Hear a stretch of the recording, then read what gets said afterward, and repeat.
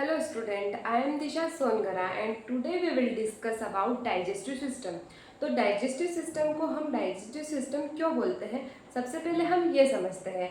तो जो digestive system में इसमें क्या होता है, इसमें जो फूड है उसका डाइजेशन होता है। मीन्स जो फूड हम इंटेक कर रहे हैं उसका डाइजेशन हो रहा है, जिसमें डिफरेंट डिफरेंट ऑर्गन्स अपना रोल प्ले कर रहे हैं। ठीक है, इसीलिए इसे हम क्या बोल रहे हैं, डाइजेस्टिव सिस्टम। इसमें क्या कर रहे हैं, यह ऑर्गन आपस में कंट्रीब्यूशन कर रहे हैं, आपस में टीम वर्क कर रहे हैं। और जो ये टीम वर्क हो रहा है, तो ये जितने भी ऑर्गन आपस में जब टीम वर्क कर रहे हैं तो ये क्या बना रहे हैं, यह एक सिस्टम को बना रहे हैं।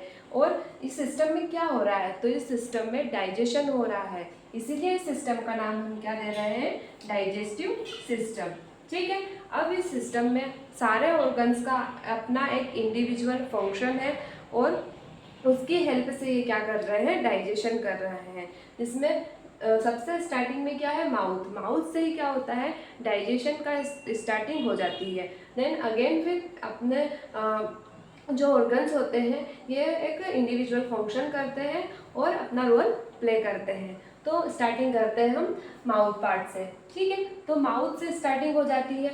माउथ में क्या, तो सबसे पहले हमारे जो टीथ होते हैं वो क्या करते हैं, ब्रेक डाउन करते हैं फूड का, किस में, तो स्मॉल साइज में ब्रेक डाउन करते हैं। देन जो सलाइवरी ग्लैंड होती है ये क्या करती है, सलाइवा का सिक्रीशन करती है। उससे क्या होता है, जो हमारा फूड होता है वो स्वेलो करने में आसानी हो जाती है, साथ ही वो थोड़ा वाटरी हो जाता है सलाइवा की हेल्प से।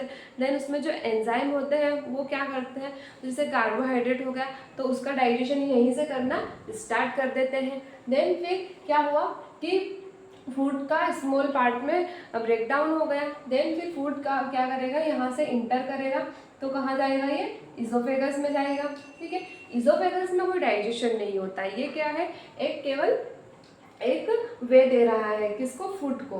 और इजोफेगस कहाँ पे होता है, तो जो हमारा ट्रेकिया होता है, ट्रेकिया के जस्ट पीछे की साइड क्या होता है, तो हमारा इजोफेगस होता है। ट्रेकिया का वर्क क्या है, तो ये एक विंड पाइप है। ठीक है, जो फ्रंट में हमको, हमारे फ्रंट में है, और जस्ट ट्रेकिया के पीछे क्या है, तो फूड पाइप। फूड पाइप कौन सा है, तो इजोफेगस। इसका वर्क इतना है कि ये केवल एक वे प्रोवाइड कर रहा है फूड को, कहाँ से, तो माउथ से स्टमक तक जाने के लिए।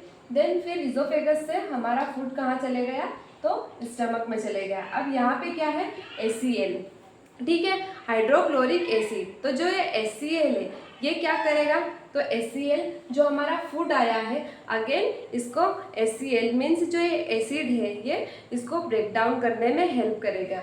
देन ये लीवर, तो लीवर का इसमें क्या वर्क है, तो लीवर क्या करता है, जो बाइल है, बाइल को प्रोड्यूस करता है, जिससे क्या होगा, तो जो फैट होते हैं या फिर जो ऐसे पार्टिकल्स होते हैं जिनको ज़्यादा टाइम लग रहा है डिज़ोल्व होने में, तो उसको डाइजेस्ट करने में हेल्प करते हैं। और अगर कोई फॉरेन मटेरियल आ गया है, बैक्टीरिया आ गया है, वेस्ट मटेरियल है, तो उसको भी किल करने का वर्क करेगा हमारा लीवर। देन जो ये बाइल बना है उसको ये कहाँ पे स्टोर करने के लिए भेज देगा, तो बाइल डक्ट में, या फिर बोलते हैं इसे हम गोल ब्लेडर में, उसको वहाँ पे स्टोर करने के लिए भेज देगा। देन फिर अगेन जो हमारा फूड है उसका अगेन ब्रेक डाउन हो गया है यहाँ पे।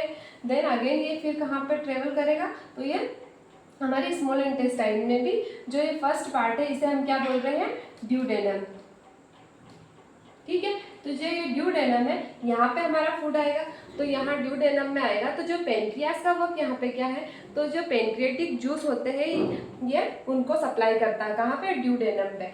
तो उससे क्या होता है, अगेन यहाँ पे डाइजेशन होता है। और जो HCl में हमारा जो फूड कहाँ से आया है, HCl में से आया है, मीन्स एक एसिडिक नेचर से आया है, एसिडिक इन्वायरमेंट से आया, तो फिर उसको वापस से अल्कलाइन होना पड़ेगा, न्यूट्रलाइज होना पड़ेगा। ठीक है, तो उसको न्यूट्रल करने के लिए क्या करता है, जो पेनक्रियास से बाइकार्बोनेट को भेजता है, जिससे जो फूड है हमारा वो वापस से नॉर्मलाइज, न्यूट्रलाइज हो सके। ठीक है, और उसके अलावा जो हमारा पेनक्रियास इसका वर्क क्या है, तो ये जो हमारा इंसुलिन का सिक्रीशन करता है।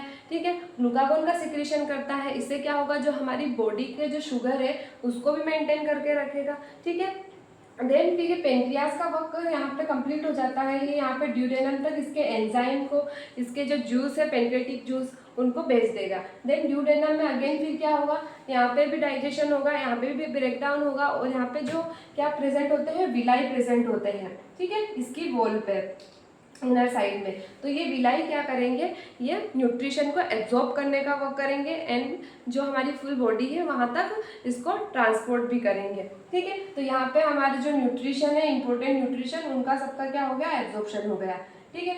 एब्जॉर्प्शन होने के बाद फिर क्या होगा, जो ये हमारा फूड है वो कहाँ इंटर करेगा, तो यह स्मॉल से लार्ज इंटेस्टाइन में इंटर करेगा। देन यहाँ पे क्या होगा, जो भी वाटर है, इलेक्ट्रोलाइट्स है, उनका एब्जॉर्प्शन होगा, ठीक है। साथ ही यहाँ पे बहुत सारे बैक्टीरिया भी होते हैं जो क्या करते हैं, फूड को जो इम्पोर्टेंट वाटर है, इलेक्ट्रोलाइट, उनको तो एब्जॉर्ब करेंगे, साथ ही इसको फूड को डाइजेस्ट करने में और फर्मेंट करने में हेल्प करेंगे, ठीक है। मीन्स ज़्यादा से ज़्यादा जो भी काम की चीज़ है उसे एब्जॉर्ब करके जो भी वेस्ट है उसको तैयार करना, ठीक है। तो इतने पार्ट में जितना भी एब्जॉर्प्शन होगा, देन यहाँ तक आते आते फिर क्या होगा कि ये स्टोर में कन्वर्ट हो जाएंगे। मीन्स अब यहाँ पे क्या बचेगा, ओनली जितना भी वेस्ट मटेरियल है, वेस्ट प्रोडक्ट है, वो यहाँ पे बन के तैयार हो जाएगा। देन लास्ट पार्ट को क्या बोल रहे हैं हम, रेक्टम बोल रहे हैं, ठीक है।